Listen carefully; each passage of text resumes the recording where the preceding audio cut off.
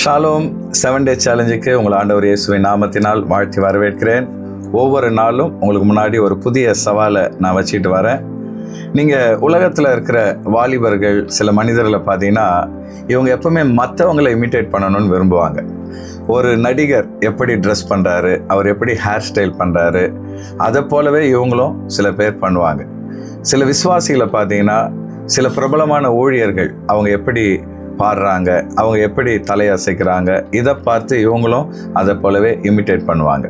ஆனால் இன்னைக்கு உங்களுக்கு முன்னாடி நான் வைக்க விரும்புகிற சவால் என்னன்னு பார்த்தீங்கன்னா, நீங்களாக இருங்க. அதுதான் ஆண்டவருக்கு பிரியம்.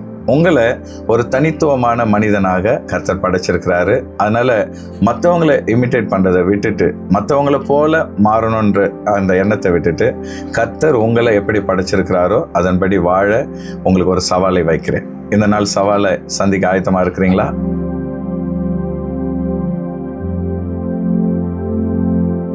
நீங்கள் ஏன் நீங்களாக இருக்கணும் அப்படின்றதுக்கு முதல் காரணம் என்னன்னு பார்த்தீங்கன்னா, நீங்கள் ஆண்டவரால் விசேஷமாக உருவாக்கப்பட்டவங்க. உங்களை போல இன்னொருவர் இந்த உலகத்தில் இல்லை. உங்கள் கை ரேகையை போல, உங்கள் கண்ணில் இருக்கிற ரேகையை போல, உங்களுடைய காதை போல, உங்கள் உருவத்தை போல இந்த உலகத்தில் வேறொருவர் இல்லை. ஒட்டி பிறந்த இரட்டையர்கள் கூட ஒரே குணத்தை உடையவங்களாகவும் ஒரே மாதிரி கைரேகை உடையவங்களாகவும் இருக்கிறதில்ல.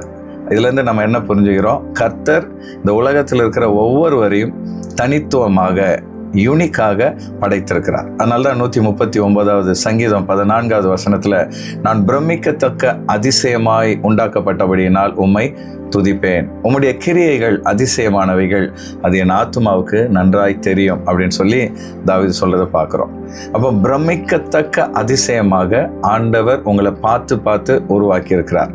அதனால நீங்களா இருந்தால்தான் கர்த்தர் சந்தோஷப்படுவார்.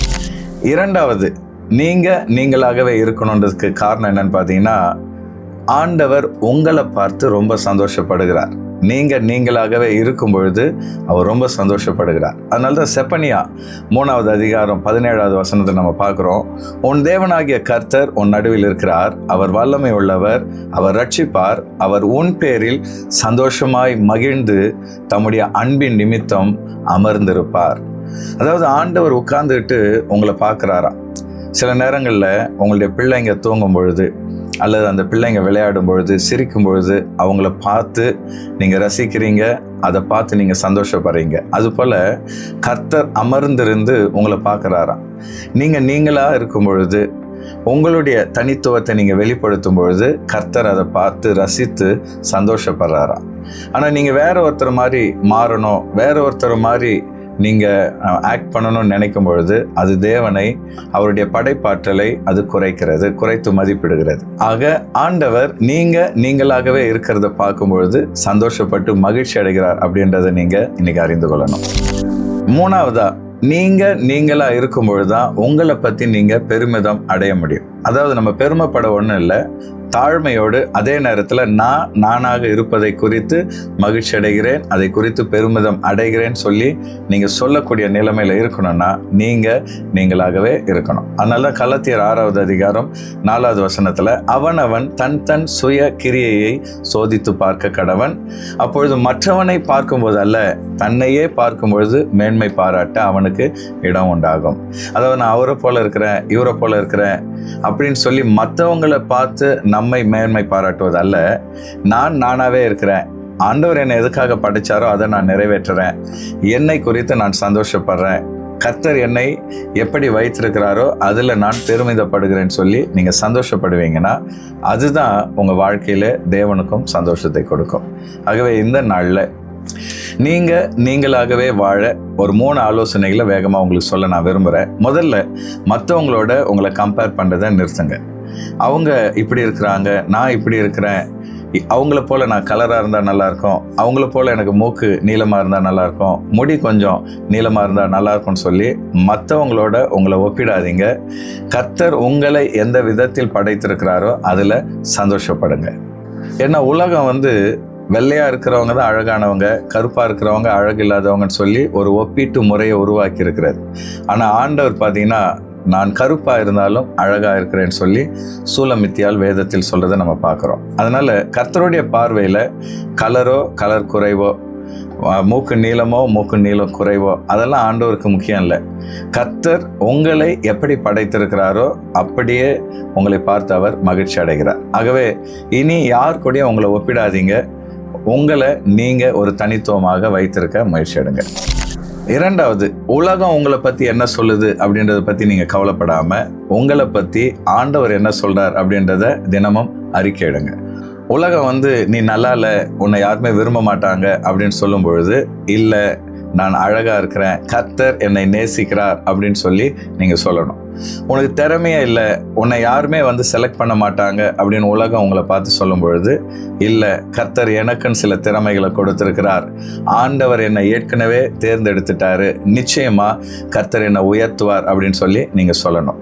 அது மாத்திரம் இல்லை, நீ ஏழை, உன் வாழ்க்கையில் நீ எதையும் சாதிக்க முடியாது அப்படின்னு மற்றவங்க சொல்லும் பொழுது, நான் ஒருவேளை பணத்தில் ஏழையாக இருக்கலாம், ஆனால் ஆண்டவருடைய அருளில் கிருபையில் நான் ஐஸ்வர்யவான், கர்த்தர் நிச்சயமாக என்ன ஆசீர்வதிப்பார்னு சொல்லி உங்களை குறித்து வேதம் என்ன சொல்லுதோ அதை நீங்கள் அறிக்கையிட்டுட்டே இருங்க. மற்றவங்க உங்களை பற்றி என்ன சொல்கிறாங்கன்றதை பற்றி கேர் பண்ணவே பண்ணாதீங்க. அது மனிதனுடைய எண்ணங்கள், ஆனால் தேவனோ உங்களை குறித்து மேலான எண்ணங்களை வைத்திருக்கிறார். மூணாவதா, எனக்கு ஒரு தாளந்தம் இல்லை, எனக்கு ஒன்றுமே தெரியாதுன்னு சொல்லி உங்களை நீங்களே குறைச்சி மதிப்பிட்டு மறைஞ்சு வாழாதீங்க. ஆண்டவர் மறைஞ்சு வாழ அல்ல, மலை மேல் இருக்கிற பட்டணமாய் வாழ உங்களை அழைச்சிருக்கிறார். அதனால் உங்களுக்கு நல்ல குரல் வளம் இருந்தால் தைரியமாக பாடுங்க. நல்லா பேசக்கூடிய தாளந்து இருந்தால் தைரியமாக உங்களுடைய தாளந்துகளை வெளிப்படுத்துங்க. எந்தெந்த வகையில் உங்களுக்குள் மறைந்திருக்கிற தாளந்துகள் திறமைகளை வெளிப்படுத்த முடியுமோ தைரியமாக வெளிப்படுத்துங்க. மற்றவங்க உங்களை பற்றி என்ன சொல்லுவாங்கன்னு கவலைப்படாதீங்க. கர்த்தர் உங்களுக்கு கொடுத்த திறமைகளை நீங்கள் வெளிப்படுத்தும் பொழுது ஆண்டவர் உங்களை பார்த்து மகிழ்ச்சி அடைகிறார். ஆகவே இந்த நாளில் ஒரு நாளும் மற்றவங்களை போல மாறணும்னு நினைக்காம, நான் நானாகவே இருப்பேன், கர்த்தர் என்னை எப்படி படைத்திருக்கிறாரோ, எதற்காக படைத்திருக்கிறாரோ அந்த நோக்கத்தை நிறைவேற்றுவேன்னு சொல்லி இன்னைக்கு இதை ஒரு சவாலாக எடுத்துக்கொள்ளுங்க. கர்த்தர் நிச்சயமாக உங்களை ஆசீர்வதிப்பார். ஆகவே இன்னைக்கு நான் எந்தெந்த காரியங்களெல்லாம் மற்றவங்களை இமிட்டேட் பண்ணுறேன், எந்தெந்த காரியங்களில் கர்த்தர் எனக்குன்னு சில தனித்தன்மைகளை கொடுத்துருக்கிறார் அப்படின்றத நீங்கள் ஆராய்ந்து பார்த்து உங்களுடைய தனித்தன்மையை வெளிப்படுத்தும்படி உங்களுக்கு ஒரு சவாலை உங்களுக்கு முன்னாடி நான் வைக்கிறேன். நிச்சயமாக வர்ற நாட்களில் ஆண்டவர் உங்களுக்குன்னு வைத்திருக்கிற அந்த அழைப்பை நீங்கள் வெளிப்படுத்த கர்த்தர் உங்களுக்கு உதவி செய்வார். இந்த வீடியோ உங்களுக்கு பிடிச்சிருந்தா லைக் பண்ணுங்கள். இது மற்றவங்களுக்கு பிரயோஜனமாக இருக்கும் அப்படின்னு சொல்லி நீங்கள் நம்பினீங்கன்னா அவங்களுக்கு இதை ஃபார்வர்ட் பண்ணுங்கள். எல்லாத்துக்கும் மேலே உங்களுடைய மேலான கருத்துக்களை கமெண்ட் பாக்ஸில் பதிவு செய்யுங்க. ஆண்டவர் உங்களோடு கூட இருப்பாராக. Thank you and God bless you.